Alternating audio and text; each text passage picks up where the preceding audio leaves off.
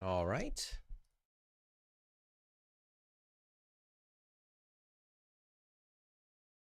Thanks for the heads up there, Cricket. Hey there. So, just 1 second. Nick, if you're in the chat, make sure that you that send out the proper Zoom link just to clarify here. Okay, that's so 1 second. Hey, just doing a couple last technical things. Let me just send a message to my TA. Could be what's happening.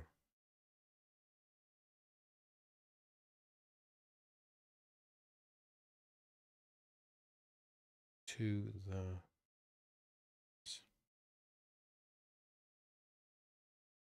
Are you in the right Zoom? Cool. All right. Well, we get set up here. How are we doing today? Doing all right? Doing all right? Glad to hear it.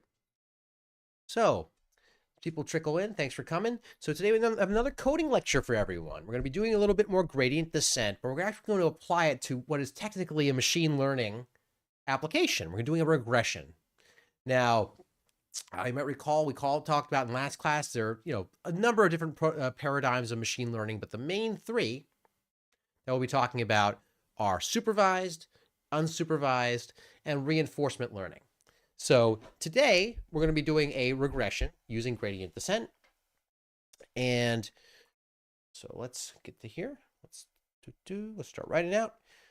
Today is the 22nd already.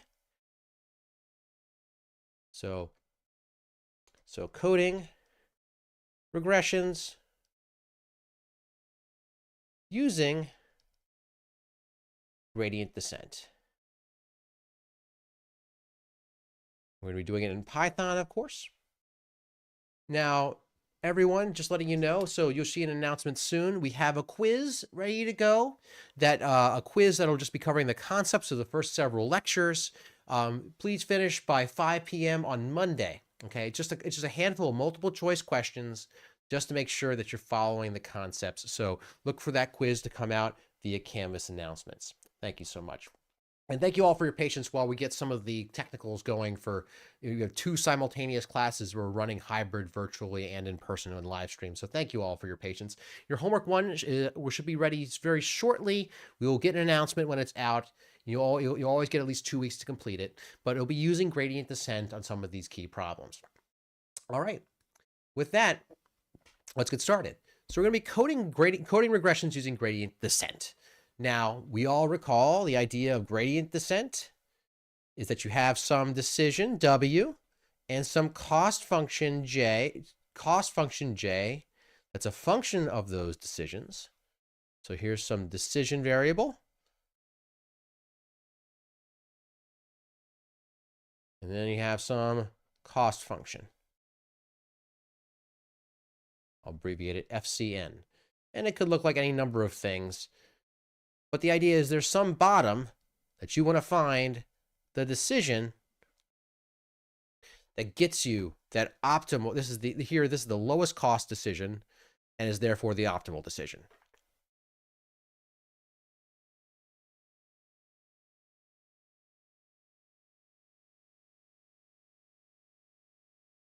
It's optimal. Okay. And the way that you'll see this written and the way you see it written in the textbook, okay, is that this idea you're trying to minimize a function is important for a cost function. But at the end of the day, we are less interested in knowing what the y-axis value is of that cost, less so than we actually knowing what the decision is that gets us that best cost. So you could ordinarily call this minimizing some cost function W, okay? Yeah, you could say that's what you're trying to minimize. However, we don't want the minimum value on the y-axis. That's less important than knowing what the decision is that gets us that minimum decision. So that's what we call an arg minimum, meaning what argument, what input to the function gives us the minimum. okay, of W. We'll call that W star, right? That's what we're looking for with a gradient descent algorithm. But here we're going to apply it to a regression where we have on one axis data points X and Y. Okay. And we're just going to try for now to find a line, an equation that's just some prediction Y hat is equal to just mx hat. You might say, hey, y equals mx plus b. Where's the plus b? We're going a little simpler today. We're just omitting the b. Okay, we're going to try to fit a line with an intercept of 0 to the data, just as a simple as possible example of doing a regression using gradient descent. Okay, so we have, for our machine learning task, we need our 4 things. We need our data, and that data is something I'll just type into Python. Okay, we need our model, which is going to be some prediction y hat is equal to mx hat, where this is your prediction. Okay, and this is your input. Okay, all right. You're going to need some optimization algorithm. Like I said, we're going to be using gradient descent.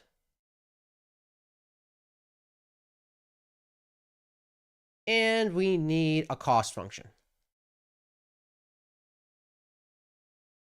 Okay. And we're going to say that that cost function is going to be the mean squared error.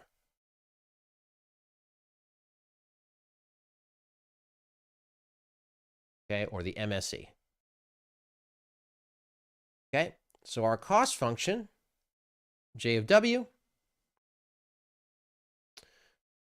is going to be the sum across all of our data points I through N, okay, of our prediction of what a data point is going to be minus what the actual data point is, okay, squared. Okay, here's the prediction. Here is the data point. And if we have n data points, we just add it up n times, right? Fantastic. Hopefully people are popping in. Great, we certainly are. Okay, I think most people have found this Zoom link. Fantastic. Great.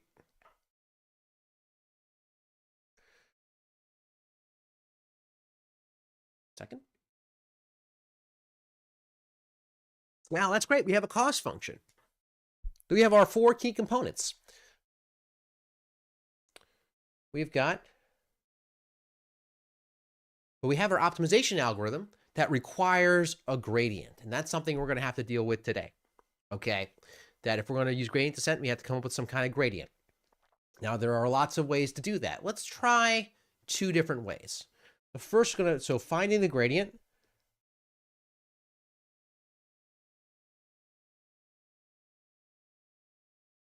Okay, one is using finite differencing.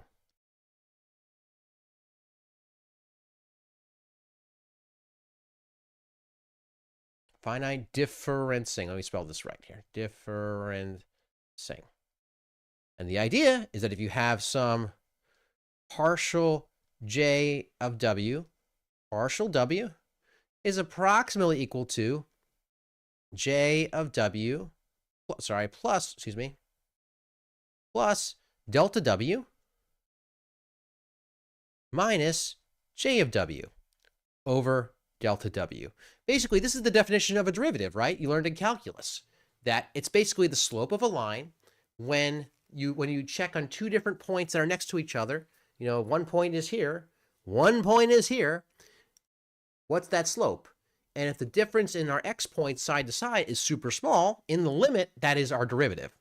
Or we could say when delta w is just so happens to be small.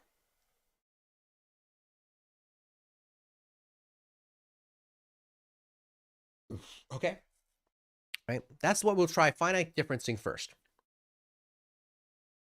Then 2, we're going to compute an exact derivative analytically. We're going to take a derivative, which in this case is not too bad, even though there's going to be many, many terms to this sum, all right? But this is going to motivate what we're going to talk about next, which is going to be how to do things like, later in the course, which are things like backpropagation, which are smart ways to take derivatives, okay? All right, especially for very complicated models. All right, so we've got MSE, so we're doing a finite differencing, okay? So let's get to the code. I'm going to start a completely new Python script. So we are going to go to our code. Anytime now? Working? There we go. Fantastic. So I just went to collab.research.google.com. All right. And I created a new library here. Sorry, let's say a new notebook. So this one we're going to call just regression. I make a regression, right? So this is going to be a script for computing. Oh, this is not supposed to be code. It's supposed to be text. I apologize. I like to make some text. Get rid of this thing. Just want to make text here. So, no, what am I doing? So you can add all kinds of things. You can add images and stuff. I'm trying to keep it simple here. So this is just a text block here. It's like we're going to, this is a script to compute the regression, a regression on data points. Okay. By who? By me and all my friends. That's you. Okay. Here in 2026, 0122 of the Common Era. All right. So we've written that all out. So now we're going to, let's start from the top. So we're going to have to do a couple of things here. We're going to need, we need our packages we got to add in. So remember how we do this. We're going to import NumPy. So we say import NumPy as NP. That's our alias. Then we want to import matplotlib, which allows us to plot. Import matplotlib as .pyplot as PLT. That allows us to plot things. And if we run it, voila, good to go. Okay. All right. So we are able to import our libraries. Now let's make our data. I'm just going to make up some data that we're going to then fit with our regression. Okay. All right. Now I want to make a little code block. We're going to say that our Y data, we'll just say our X data, XD is equal to np.array. I want to make a new array, and it's going to be points all in a row. So we're going to say, hey, it's 1, 2, 3, 4, 5. All right. And our Y data, and we will mark it as this is our X data, just 5 data points. And then our Y data. I'm just going to make some more data. So np.array. This is a NumPy array. And we'll start with 0.5, comma, 1.75, comma, 3.25, comma, 4, comma, 4.5. Right. Those are the data points are arbitrarily chose. They're kind of sort of in a 45-degree line together. Okay. All right. Now let's plot it. So we're going to plot our data. Okay. We got YD. So we're going to plot our data. Now let's make some code. So we need to do a plot. So we're going to say a plt.plot. And we're going to plot our X data, our Y data, And let's plot little red circles, black circles with K0. Yeah, let's do that. And we'll say plt.show, open, close. This allows us to show our plot. What did I do? XD, did I not? Oh, I did not run my code. Let's run everything. Run all. Run all, run all, run all, just in case. Done. There we go. Hey, look at our data points. Look how good we are. Awesome, neat, cool, cool. All right, moving forward. Let's go on to, so we have plot our data. So if we go back to our things we need in a machine learning algorithm, we have our data. That's great. Nifty, neato, cool. Now we have our model, which is just going to be this line with a 0 intercept. So let's plot our, let's just plot an example model. So linear with 0 intercept. Okay. Add some code.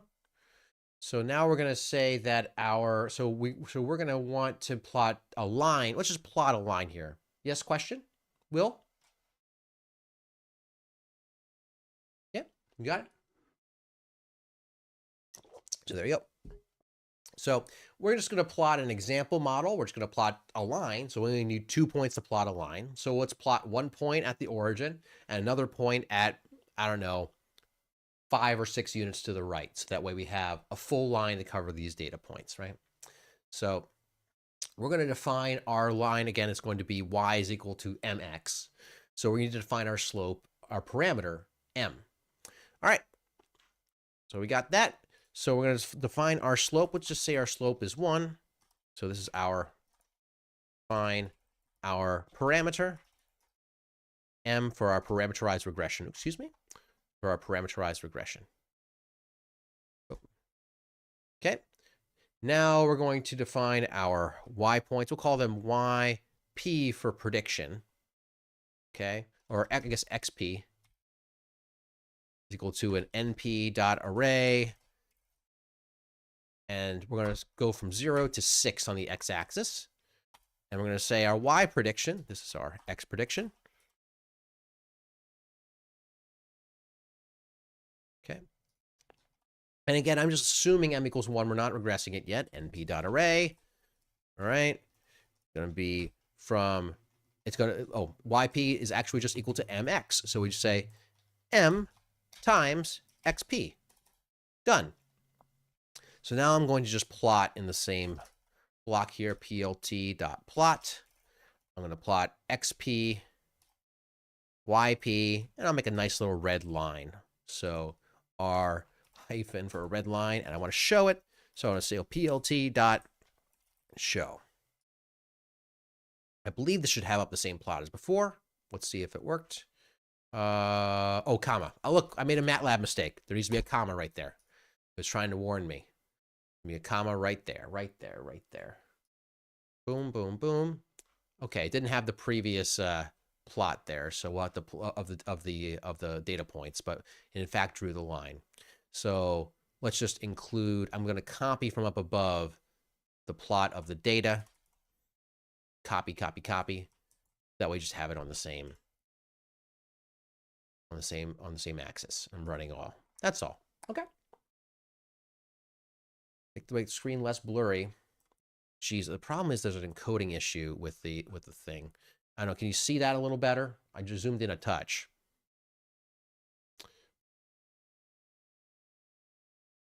That a little less blurry. Unfortunately, it's going to be crisp on the YouTube encoder. It's going to be crisp on the YouTube encoder. Just freaking Zoom. I searched for a way to make Zoom, but I could share my screen, but then it throws off all of my ability to switch inputs like I could do this. Like this is great. The fact that I can do this is awesome. I could do this through OBS, through virtual camera, but Zoom likes to mess with it. So it makes it a little better. Hopefully it's at least legible for you all. Okay. Yeah. All right. So doing everything there. We'll just have like giant text. So we have our model. Let's pull up our model again. So yeah. We have our model. Now we need our optimization algorithm. that's now going to optimize that model. Right now, I just assumed m equals 1. Okay. In fact, I'm going to change the assumption. I'm going to just go back to my code and change m as a first guess to equal 0.5, something I know is going to look quite very wrong. I'm going to hit go. 0.5, just go. Very wrong for that regression. It's okay, we will fix it. Cool. Okay. All right, now back to, so now we need to go back and then do our gradient descent algorithm. Okay, so we need a couple of things. So for gradient descent, we're going to start with a guess. So gradient descent, start with a guess.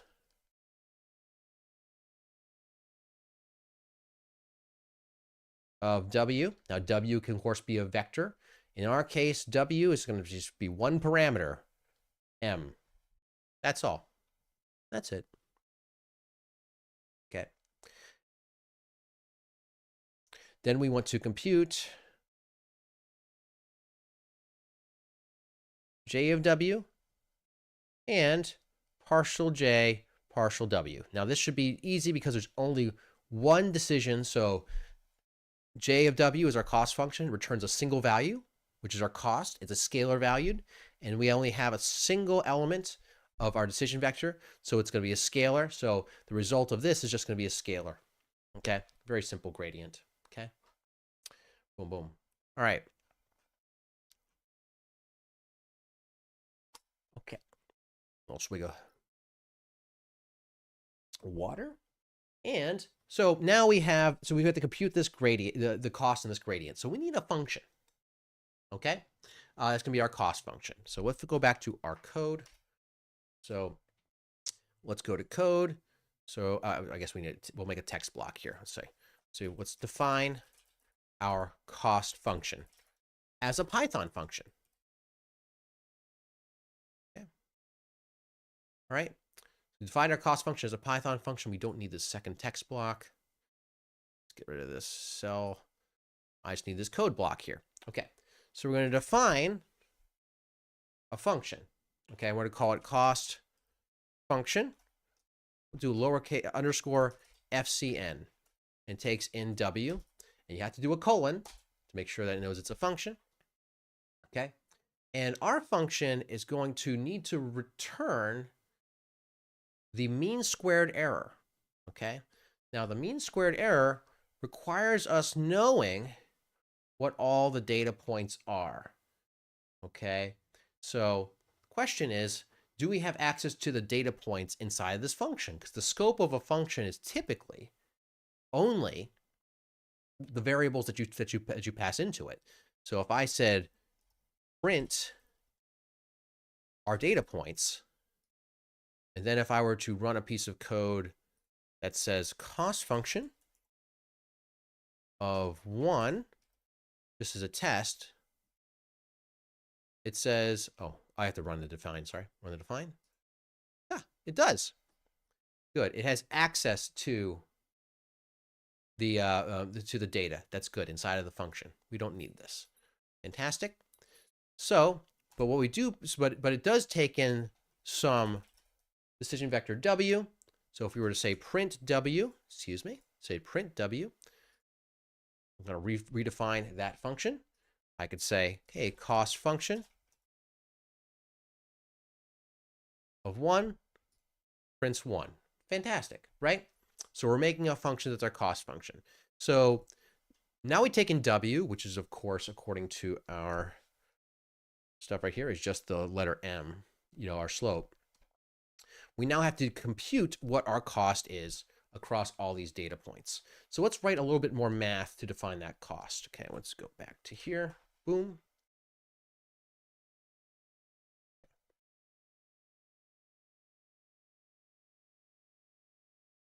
Okay, so back to our cost function. J of w is equal to the sum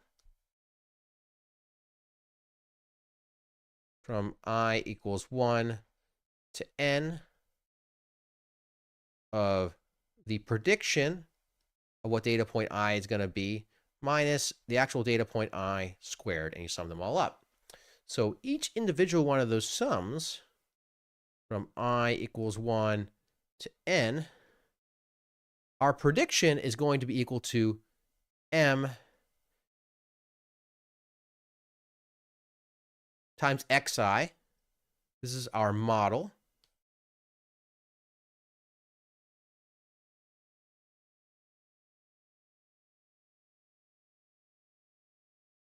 Minus our data at that point, yi squared.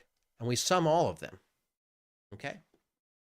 So depending upon the size, so we need to have a loop that sums up all of these different terms for all of our different data points. So we're going to need a loop inside of our cost function. All right? So let's go back to, we need to make, inside of our cost function, we need to make a loop. So let's make a little for loop inside of our cost function.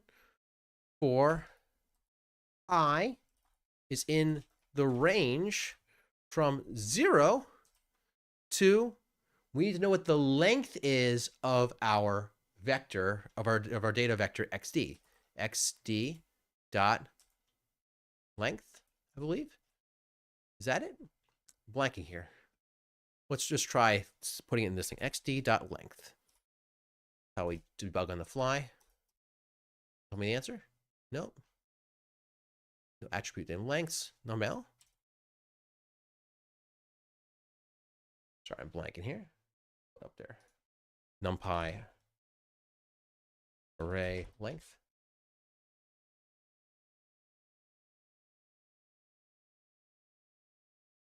Maybe len. Let me try this here. xd.len. Nope. Definitely do size.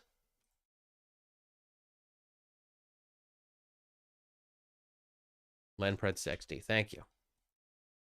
Appreciate that. Blanked on that. Perfect. That's exactly what we need. Len xd. Thank you, comment section. Appreciate that. Saved me some time and us.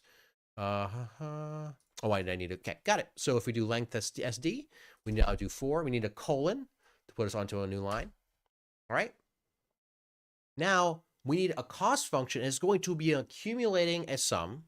Okay. So our sum we're going to return is going to be j, our cost, which will start at 0.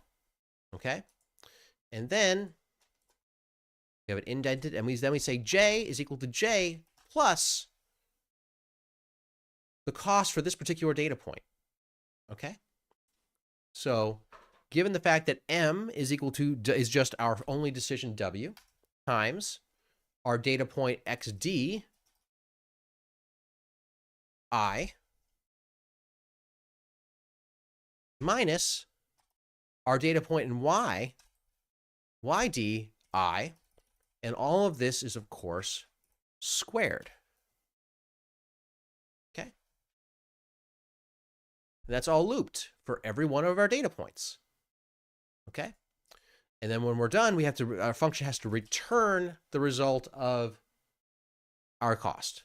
We can say return j. Run that. Phenomenal. Now, if I were to change this code down here, if I said it was the cost function of putting in an m of 0.5, which is our current m. Okay, let's see some questions.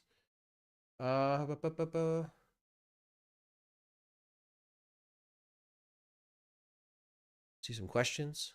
Oh, returning j. np.float 6011. Oh, so that's a number right there, presumably. Okay. If we change, so we get a different cost if we change the number, right? Good. Okay. All right. So we have here. So if we put in a slope, it'll tell you, is it a big cost? It's a little cost. If it's 0.2, that's a big cost, right? And you, my friends, could play a game of guess a number so you can get it to be the lowest cost possible. You could be the optimizer, right?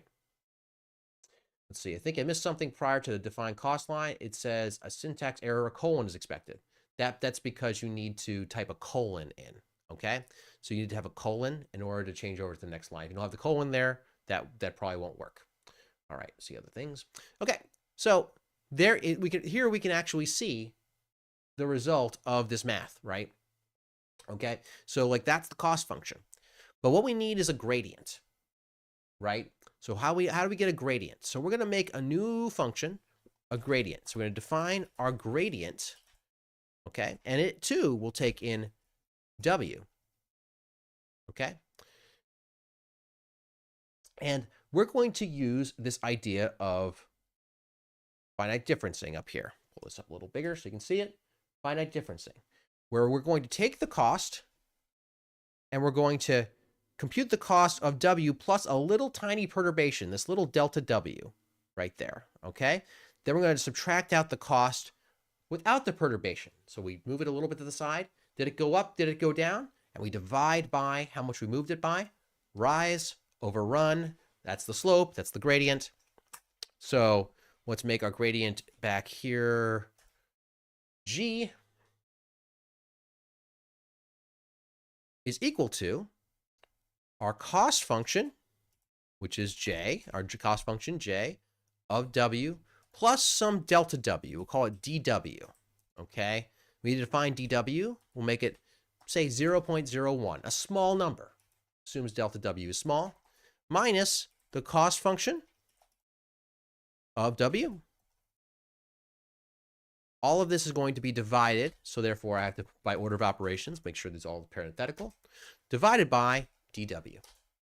Okay.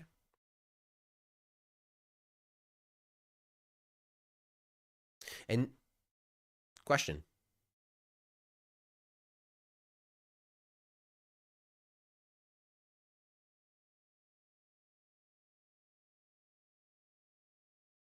So the square, yeah, so the question is this square brackets, is that how you index into a vector or a matrix in Python? Yes, that is the syntax. That is how you do it. And I start counting the first element at 0 instead of 1. So I appreciate everyone's patience with me. I'm flipping back between two languages, one in the morning and one in the early afternoon. So sometimes I'll make mistakes. I'm never mad if you correct me. So thanks very much. Okay. All right. So this should compute the cost and then divide it by this small change. It's this thing right here, you know, that equation that you're seeing, right? So this should give us our gradient via finite differencing. Okay. Right there. So let's see if it works. Let's compute. Yes, question. Yeah. We need to have a return statement and return G. Someone was reading my mind that I definitely wasn't thinking at the moment. Thank you. Yes, it's a return G. Okay. All right. All right. Now let's test it. Let's test the gradient. Okay. Let's do gradient of 0.5. So fit, we know that's not particularly good, right? We're going to do hand gradient descent. We are being the gradient descenter. We're the algorithm right now. We run it. Let's see. Okay, gradient. Oh, I didn't. Guess what I didn't do? I didn't run everything. Here we go. Okay. According to this, it gave me a gradient of that. Okay. So if I move to the right, oh, my gradient becomes a little less negative. Okay. This little gradient tells me if I make my number larger, will it make the cost function lower? If it's negative, it makes my cost function lower, right? Now let's try 0.8. Hey, we're getting that gradient. You know, what's going on here? What's going on? Somehow we have some cost function. We have some cost function. I don't know what it looks like. Some J of W and W. And I'm plugging in, here's 0.5. I got some number. And it tells me the gradient is steep there. So I want to step in the direction of the descending gradient. So I'm saying, hey, let's try 0.7. And it's a little shallower, minus 26. Let's try my 0.8. Hey, it's a little shallower at minus. Oh, sorry, you can't see. I apologize. You can't see what I'm doing here. It's getting a little shallower at minus 15. So it's getting a little shallower, maybe a little bigger. So I'm going to keep stepping. Do you get what I'm doing? Do you see the gradient descent happening in my brain that will now automate? Oh, 0.9. It's getting even closer to 0. Let's try 0.95. Ooh, we're super close. And now it's positive. So we want a descending gradient. We got to go backwards. So let's go back a little bit. Let's go 0.94. Oh, okay, we overshot. So let's go 0.945. Oh, my goodness. Oh, look how small that is. That's 5 times 10 to the minus 15th. That's 0.0000000000000005 or something like that. I think we did it. I think we manually figured out that this is the best line. Hey, let's check it. Let's check it. Let's go up a little higher to this little line right here where we guessed the line was 0.5. Terrible, bad guess. But now, via the power of Kubicki gradient descent, just us plugging in numbers, let's put in 9, what was it, 945? Was that it? 945. Let's see how good the fit is now. Hey, not bad, 0.945. I'll zoom out a little touch so you can see a little bit better. 0.945. Okay, not bad. Now let's have the algorithm do it for us. Okay, let's actually write a gradient descent algorithm. So now that we have all the proper dependent functions, such as the gradient calculation, let's do gradient descent. So gradient descent. Boom. Thank you. All right, do some code. So we're going to write gradient descent. We have our initial guess. We'll say that W is equal to, say W0. We'll guess it at be 0.5. This is our initial guess. Okay. I'm going to create a variable called done is equal to 0. We're not done. Okay. Are we done? I'm going to do a while loop. See, while done is equal to 0, meaning we're not done. We're going to go into our gradient descent loop. Okay. We also have to define a threshold. 0.01. This is how we know our gradient is small.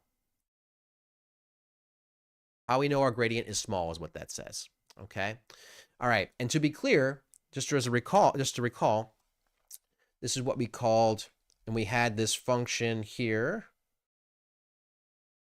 If we're at the bottom of a curve, and that means the derivative is 0, locally, the derivative is 0, that was called the first order necessary conditions.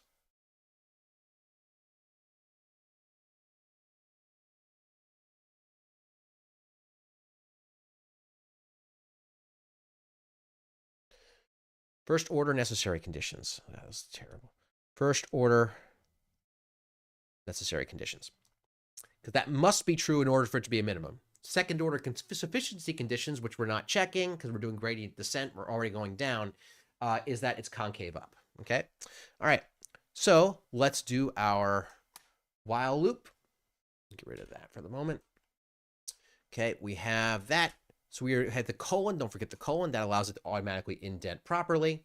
Well, we're not done. Okay. We would say if this is writing it slightly different than last time, we will, sorry, we got to check if our gradient is close enough to 0, we're done. So let's compute the gradient. So let's have lowercase j be the cost function with W0. And lowercase g, that's going to be our gradient with our current decision, variable W0. Okay. We can now say if our gradient, if the absolute value of our gradient is less than our threshold, guess what? We're done. Oh, sorry, I gotta do my colon for my if statement. Then we're done. Done equals 1. Okay, we assign done to be 1. Else, we do our gradient descent step. Okay, we have not defined our step size. We will do that in just a second, where we say, hey, our guess question.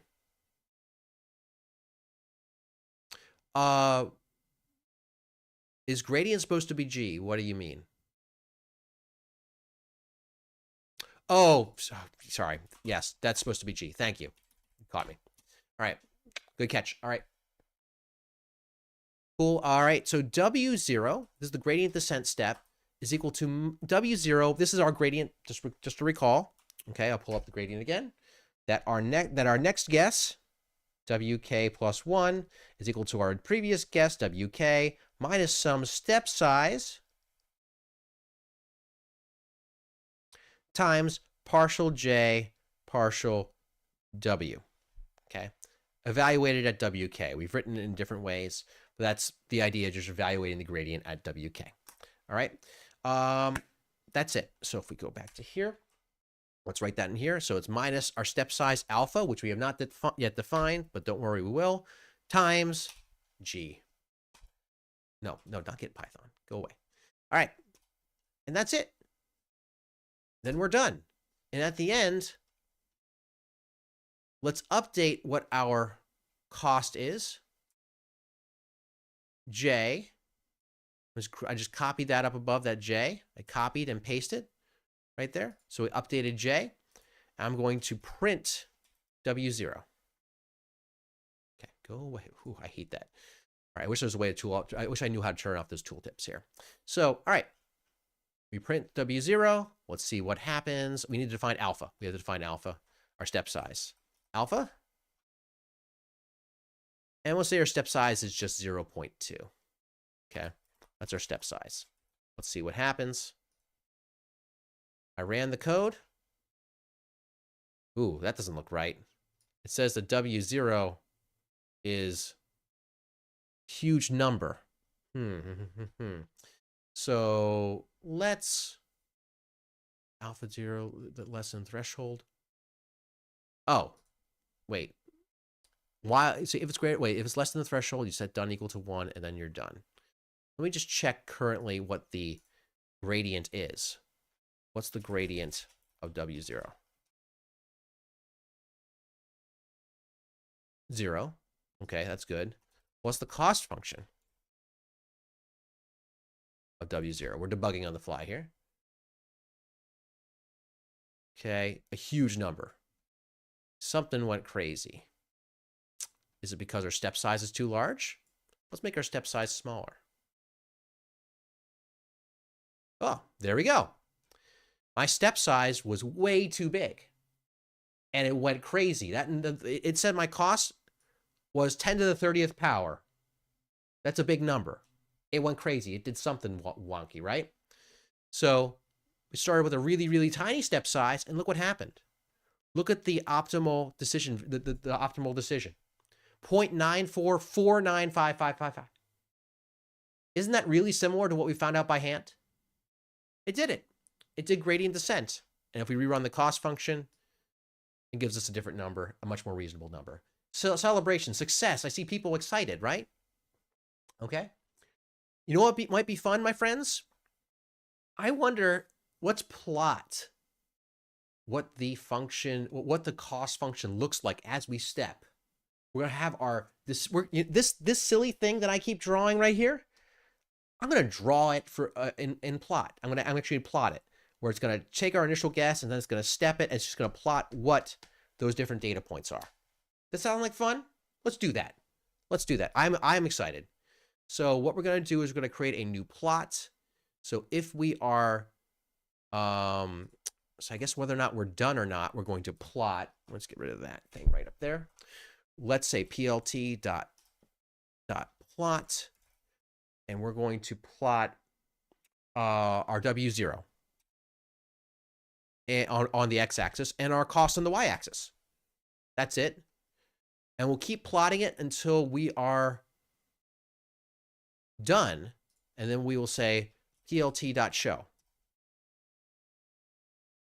at the end. So we put that plot command right there, and then this plt.show at the end. That's all we did. Okay, and let's try running it and see what happens. It ran something. I don't know what it did. Did not actually show up. 1 second. What's going on?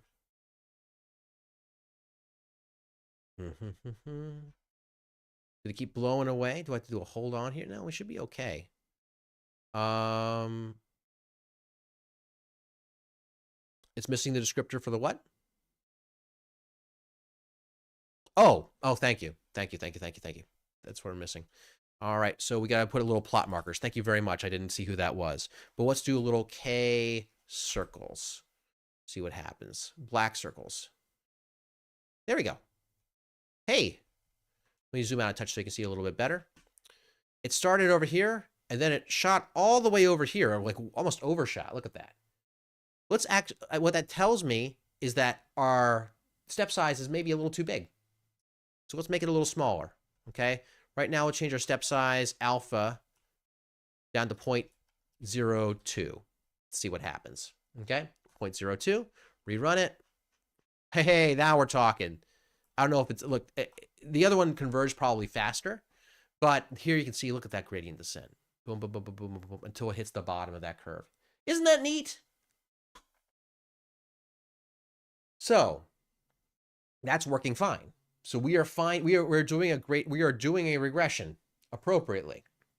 But what I guess I would like to see is I want to see the regression line fixing itself and actually aligning to the data better, like after each iteration. That's what I want to see.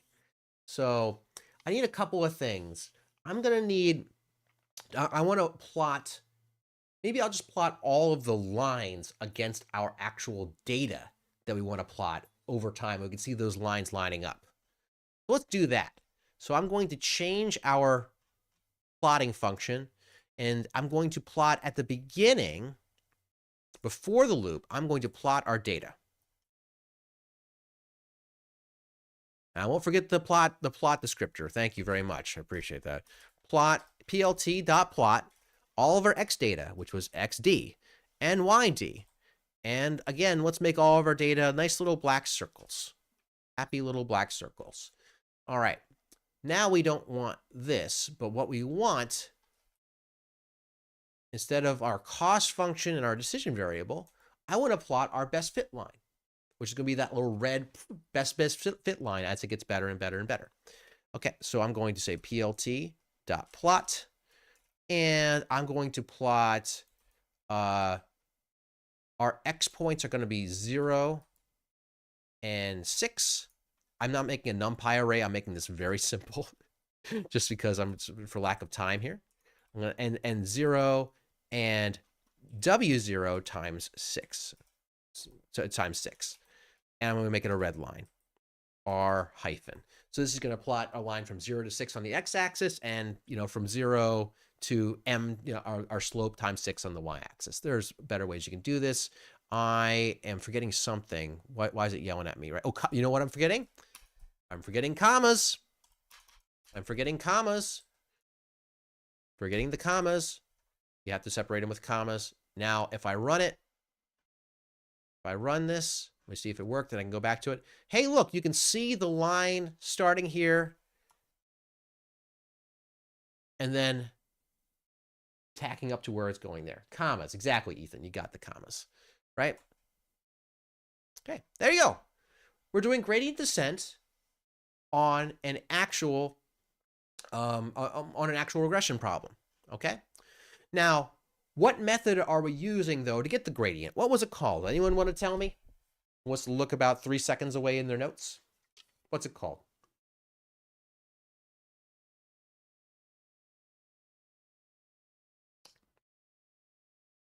How are we getting the gradient? What's the method we're using? Rhymes with finite differencing. That's right. It's finite differencing. Thank you, Angela. Okay, right. So we're using finite differencing. Now, why is finite differencing not necessarily a great idea? Well, the more decision variables we have, it's going to take the more times that we have to run this cost function. Okay, over and over again. Actually, let me go to where the gradient is being computed. Here, In order to compute the gradient, it runs the cost function once to perturb it for its one decision variable, and then it runs it for when it needs to, for when it doesn't perturb the decision variable. But if you had 1,000 decision variables, you have to run this over and over and over again, perturbing every decision variable by some tiny little dw, right? And that adds up, okay? So another way is to just take the derivative of the function, okay, of the cost function, like as you would in calculus, by hand, symbolically, analytically, exactly, all right?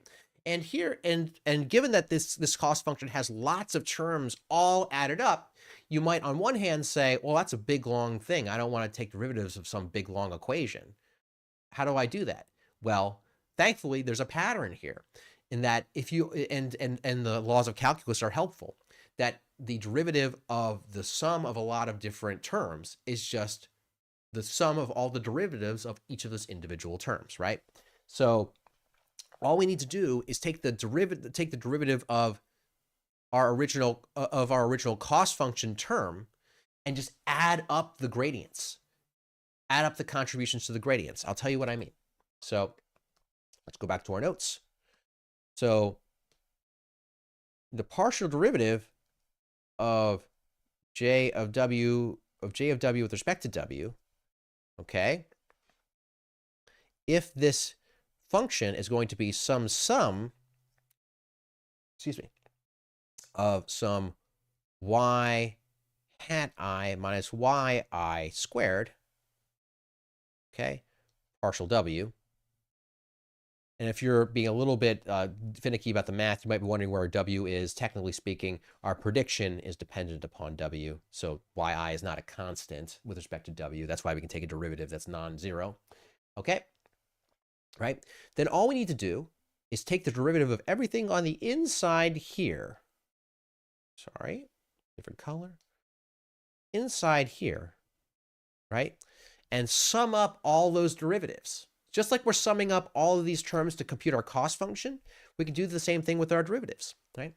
So let's expand what that cost function is, okay? So this is going to be, so our cost function j of w, as we wrote before, where do we write up here? Okay, mx is the sum from I equals 1 to n of mxi, where xi is your data point, minus yi squared. So if we are taking the derivative with respect to w,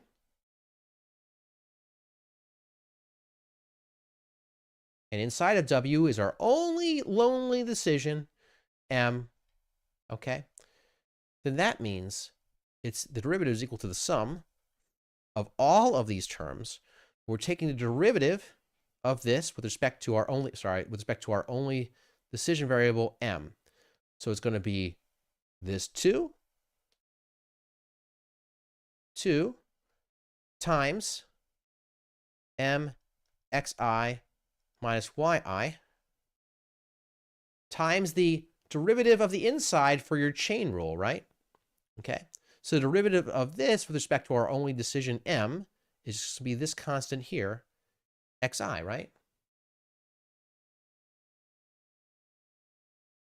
Okay, that's from the chain rule.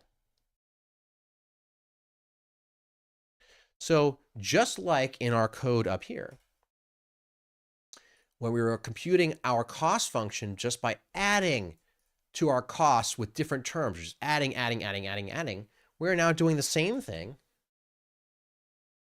with the gradient. Does that make sense? So that big giant derivative doesn't look so scary when it's just a sum of a bunch of terms. It's just a little loop. Okay.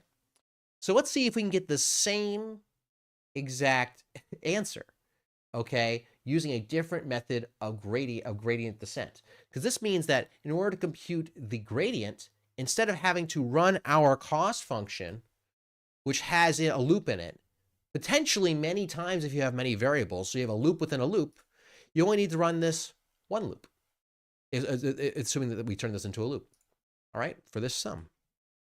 So let's do that. Let's make a new gradient function. We'll call it gradient, define gradient there's symbolic gradient, okay, of W. Make it bigger so you can all see a little better. Sorry, I apologize. Okay. All right. So we don't need to, and another thing is we don't have to do an approximation anymore. We don't have to approximate what that gradient is anymore. Okay? It's actually will be exactly the gradient. So we now have this new formula for our gradient.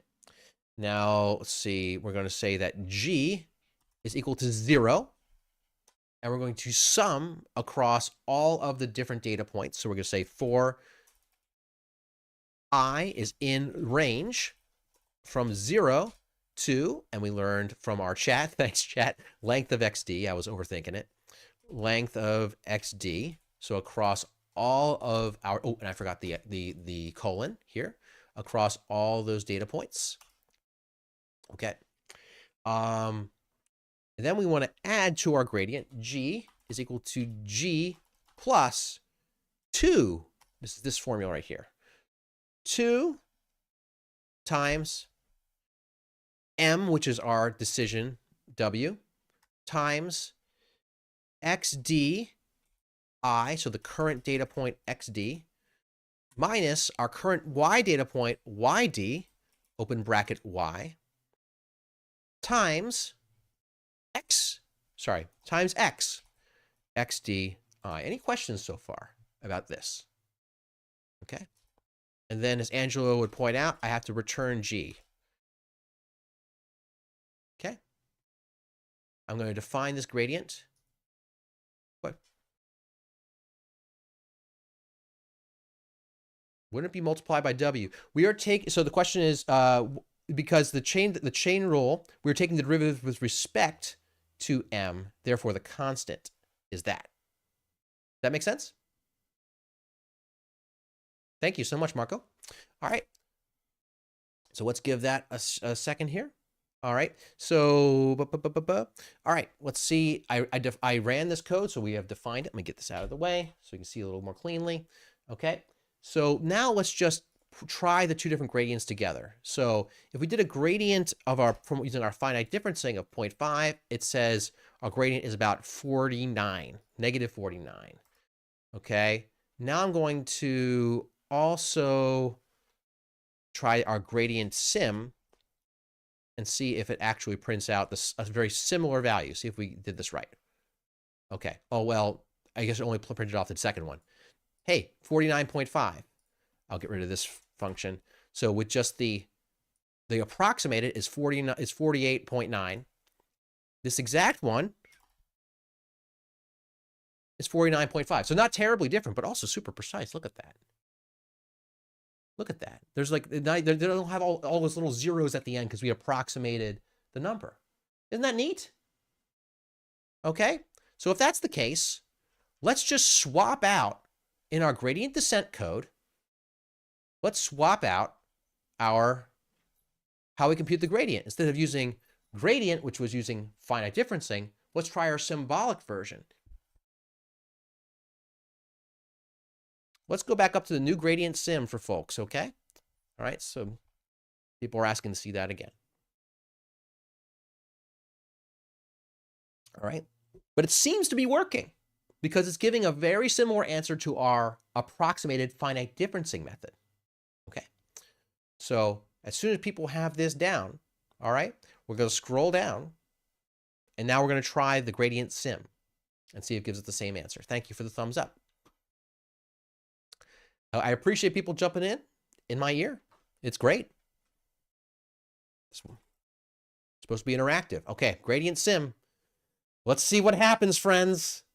What happens? Hey, it looks like everything worked the same. Everything worked exactly the same. And this is a more computationally efficient and more exact way to get the derivative. Any questions about that? Anyone need to see any of this code again? I just changed the gradient here, the gradient sim. Man, this machine learning stuff's pretty easy. Okay. But right now we only have one decision variable. We made this an even simpler linear regression. Okay. What if we added, and we'll try to get this done today, what if we added the b of the y equals mx plus b, the intercept? How could we get that done? We now have two decisions to make. Okay. Let's put that together. So how are we going to do this? How are we going to do this? Let's just make more code at the end. So let's make a new line. Let's say now let's add another decision variable. Okay. Now we are still going to be doing a little bit of math by hand, you know, because this math that we did in the, let's go bring this back up here. There's all this math that we did right here. We did that math by hand. We will now have to do another derivative by hand. The goal is that we will ultimately not have to do such a thing. But for now, we'll just do a little bit of it. Okay? So now let's add another decision variable. So it's y is equal to mx plus b. All right. And to be clear, you don't have to use, there are faster ways in gradient descent to even do these simple linear regressions, but this is what will be the basis of much more complicated regressions and complicated machine learning methods later. Okay, oops, sorry, wrong one. Back here. So, all right, so let's add some code. All right, so we're going to have a new, so what do we need here? If we want to now regress this new function, we now have a different model, okay? So let's actually go back to our board. Okay. So now a new model. Where in our model, we define our decision vector, W, and I'll make it a bar to be clear because it is now absolutely a vector. It has M and B in it, and Y hat, which is your prediction, is equal to M X hat, which is the data point at which you want to make the prediction at, plus B. That's your model. Okay. So now we are going to just jump straight to the symbolic method of doing the gradient, but with now multiple variables involved. Okay. So our cost function is still going to be the mean squared error.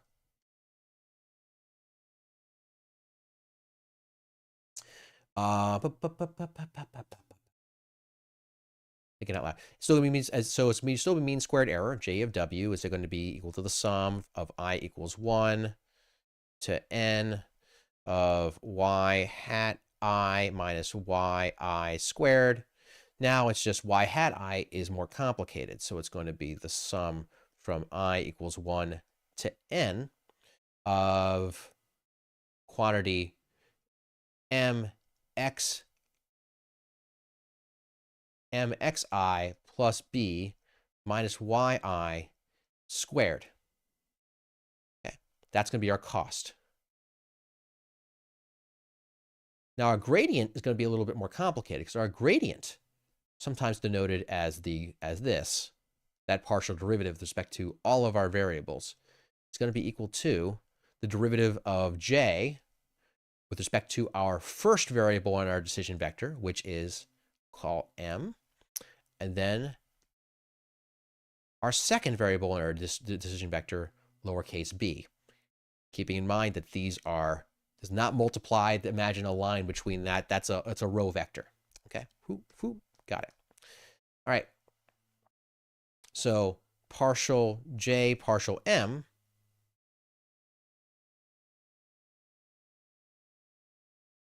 Let's compute. So it's going to be partial m, and it's going to be the sum of all these things. So it's going to be partial the sum from I equals 1 to n of mxi plus b minus yi squared. Okay. Partial m. Okay. All partial, and that's all partial m. Now, it's going to be the same thing where it's going to be 2 times the inside times the derivative of the inside for the chain rule. So it's going to be equal to 2 times mxi plus b minus yi times the derivative of the inside with respect to m. This is all constants with respect to m, so that goes away, leaving m times this. So the xi is the only thing that comes out. It's the same thing as before. Okay.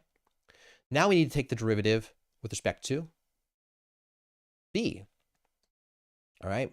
So it's going to be partial j partial b is going to be equal to 2 times mxi plus b minus yi. That's the inside. That's unchanged. Well, then you got to multiply it using the chain rule by the derivative of the inside with respect to b. And so the only thing that varies upon b is b. This is all constant. It becomes 0. Becomes 0. Derivative of b with respect to b, mathematicians will tell you, is 1. So times 1, which we can safely ignore, right? So that means our two terms, say this is red, is that, and this is blue, is that. That's our gradient, right? So let's do gradient descent by defining our cost and our gradient similarly. We'll call these slightly different functions in our code. Let's make new functions. So let's do our cost function. I'll define a cost function. I'll call it cost2. Just cost2. And it takes in our decision w. It's a decision vector now, right? Okay. All right.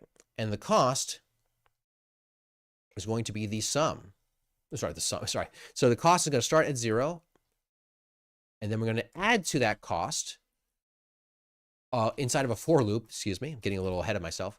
For I is in the length of xd, in range of the length. Sorry. Range. I'm losing my note. I'm getting rushed here. For I is in range from 0 to the length of xd, colon. All right. Now, we're going to say every loop of the iteration, we're going to say j is equal to j plus, now we have our cost function here, which is right there. So this here, my friends, is going to be our first element of our w. So our first element would be w0, right, friends? And this is our second element, and in Python, that's w1. So if w is decision vector, so we say w0 times our current x data point, which is xdi. People see what I'm pointing at? This all kind of functioning. You're able to see these things as I'm circling them, hopefully. So xdi, that's our current data point, plus b. And b is, of course, w1 minus our current y data point right there. Okay. Which is yd I. And I have to square all of this. You'll notice there's a square with those parentheses right there. So I'm going to do a little square, which is double asterisk 2. It's a square. Okay. All right. That's our cost. What do we have to do? We have to return our cost. Boom. Done. Now let's define our gradient. Okay, we'll do it in the same code block. I got rid of the indent, so now we are no indent. We're going to call this grad2. Okay, for our second gradient. Takes in w, colon, say we're inside of this. We're going to use the same similar strategy we had before, where we start our gradient at 0 and we add to it with each individual term from our data points. Okay, and looking here, our gradient, keep in mind, has 2 different values. It's a vector. It's a row vector with 2 values. So that means our initial gradient g is not going to be just the number 0. It's going to be 2 zeros next to each other. It's going to be np.array open close, bracket, 0, comma, 0. Now, for your homework, it might make sense when that comes out. You might have to be a little bit more thoughtful and not just saying 0, 0, comma, 0 if you had some arbitrary number of vector points, but we'll handle that later, okay? So, but we initialize it at 0. Now we're going to do the same for loop. For I is in the range from 0 to the length of the number of data points that we have, xd, which is great because if we add more data points, this should all work, right? Maybe that'll be the last thing we do before we leave today. Okay. And now we have this gradient, okay? G is equal to the previous G plus, okay, yeah, here's these terms in the gradient that we're adding, okay? So these terms right here. So we got to do an np.array, open, okay? And I'm making a new line to make some more space, just because we might need it. So that first element here is going to be 2 times the quantity, m, which is our first decision, so W0, times xdi, our first x data point, plus b, which is our second decision, so w, open bracket 1, minus our current y data point, wdi. Okay? That's the first element. I'm sorry for all the tooltips. I keep hitting escape to make them go away. All right? Oh, and I got to multiply it, my friends, by xd, right? xdi. You're seeing that right here. Multiply by xdi. Right? Now, our second element of our gradient right here, okay, is going to be 2 times. A lot of this is going to be very similar. In fact, it's going to be exactly the same, except it's not multiplied by xdi. It's multiplied by 1, which we, of course, can safely ignore. So I'm just going to copy all this. I'm hitting Shift Home. That's how I do this. That's how I highlight things with shifts and homes and move them around. I'm going to copy that and paste it. Okay, that should be all of that. That should be the gradient. And then when we're done, we get rid of the indent and we say return G. No, not generate. Return G. That's our gradient. Let's see if this works. I'm going to go and copy. This is probably bad form to just copy a lot of functions from before, but it'll save us a little bit of time. I'm going to copy the gradient descent from above and just make some changes. Okay. So I'm going to scroll up to our previous gradient descent code. Ordinarily, what you do is you make a function that you just call so that we don't have to do it over and over again. But there's enough differences here that I think it's worth that it's worth doing. So I'm going to go grab my gradient descent code. I'm just going to copy it and make a new code block. I think there might be a way to copy code blocks, but my screen is so big right now, it's hard to even look at it. All right, code. Copied all my gradient descent code. That's all I did. Copied my gradient descent code. Things that got to be different, that have to be different. The initial guess. We now have 2 decisions to make. So our initial guess now has to be a vector. So let's say np.array, open parentheses, open bracket. Let's make it 0.5, comma, 0.5, and just see what happens. Okay, 0.5, comma, 0.5. That's the NP array. Threshold is the same. Let's keep the step size super small like that. Hopefully that works out well. Okay. Are we done? No. Set the threshold there? Sure. Now we need plotting the data. That's the same. Okay. Now we have our cost function. Is now we call it cost2, right? Cost2. Our gradient is called grad2. Okay. We're going to plot. The plotting is different because now we have we have 2 variables. So instead of just W0 times 6, our slope is actually W0, the first entry, which is of our decision vector, which is M. So W0, open bracket 0, plus B, so W0, 1. Okay, did I get that right? And I believe this math should still work because W0 is a row vector of 2 elements, and we're subtracting it by a gradient, which is a row vector of 2 elements, multiplied by a constant. So all that math should work. So we're going to plot the cost function, or plot that show, and then cross our fingers. Okay, what did we screw up here? A cost 2. Oh, I didn't. Guess what I didn't do? Let me run all. Run all. It yelled at me. I run all. What did it screw up here? The truth value of an array with more than one element is ambiguous. Why am I check? Oh, okay. Got it. Okay. This here is our gradient is not just one value anymore. It's multiple values. So how do you know it's close enough? Okay. And instead of taking the absolute value of multiple values, what we'll often take is something called the norm. I think the norm will work. Let's see. I forget if that norm function is going to work right. We'll see. Does not know what norm is. Does not know what the norm is. Can I do g.norm? The norm is like taking like the distance formula.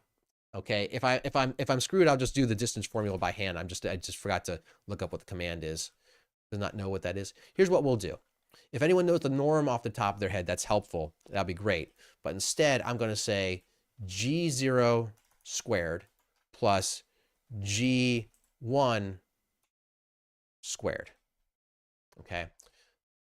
Technically, oh, that numpy, that linalg.norm, I'm not going to type that today. Tomorrow. Maybe some other day. See how that works.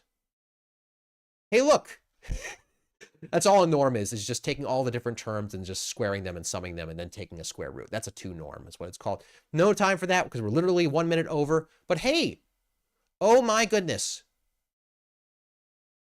It looks like we have a fit. Look, we did it. We zoom out. The best part of all, I can go add more data to this and it should all still work. Let me just throw some arbitrary data points. I'm going to go all the way back up to the top. Going to add more data points. I'm going to add, no, I don't want to add that. I'm at the very top of the code. I'm going to add more data points. I'm going to add 4.5, between 4 and 5, and I'm going to add a data point there. That's going to be 5. I'm sorry for all the tooltips. I added a 4.5 between 4 and 5, and added a 5 between the last two data points, and it should all still run. Run all. Run all. Everything. Everything runs. Everything updates. How cool was that? I think it's pretty cool. Any questions before we finish today? Gradient descent on a regression.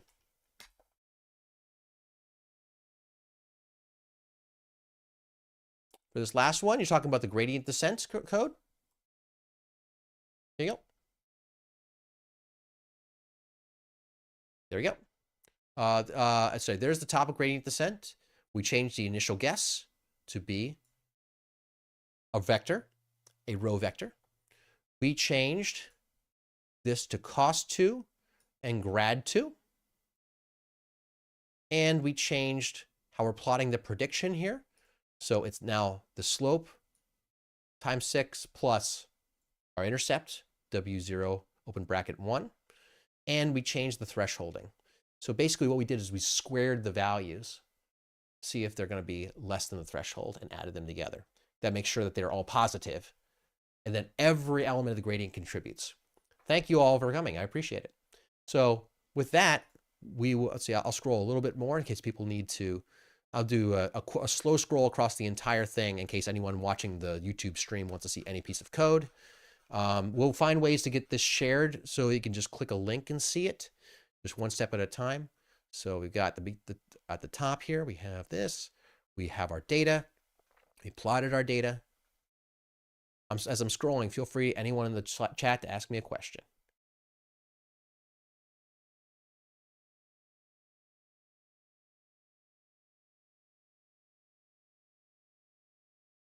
Shouldn't the second cost function be cost2? At the very, very end, you mean?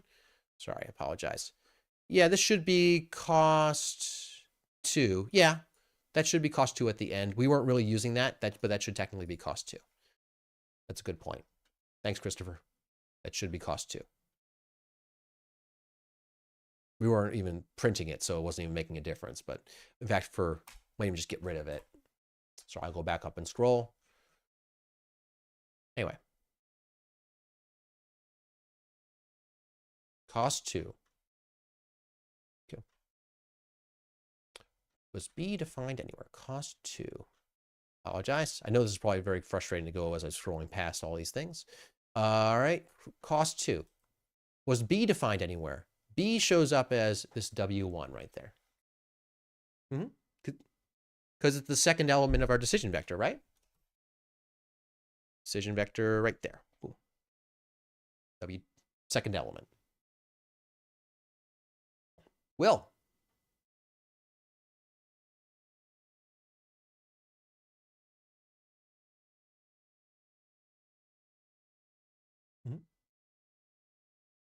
It's quite possible you're in an infinite loop. So I'll tell you what, let's stop the stream here. Thank you all very much for joining, and I appreciate it. We'll stick on Zoom for a little bit there